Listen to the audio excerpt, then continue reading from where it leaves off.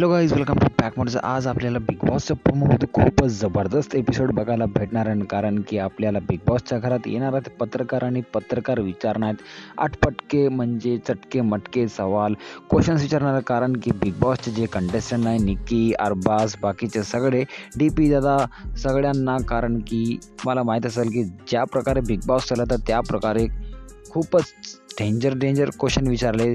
ते क्वेश्चन ऐकून आपले कंटेस्टंटचे होश उडाले. कारण की DP दादाला म्हणते की तुम्हाला काय अभिजितपासून काय प्रॉब्लेम आहे का, आणि डायरेक्ट निक्कीला म्हणले एक पत्रकार की तुम्ही आता बिग बॉसच्या घरातून तुम्हाला काय वाटतं अरबाज पटेल जाणार आहे का, त्यासाठी तुम्ही आता दुसरा म्हणजे पार्टनर हुडकत आहे का. कारण की तुम्हाला माहीत असेल अरबाज पटेलला धोका दिली निक्कीनं टास्कमध्ये, त्यामुळे अरबाज पटेलसोबत तुमची काय आता बनणार नाही काय. आणि जर तुमचं रिलेशन आता जे आहे बिग बॉसच्या घरात निक्की आणि अरबाजचं, ते रिलेशन बाहेर जाऊन म्हणून बाहेर गेल्यावर पण असंच राहणार आहे का, असले काही विचारलेत क्वेश्चन.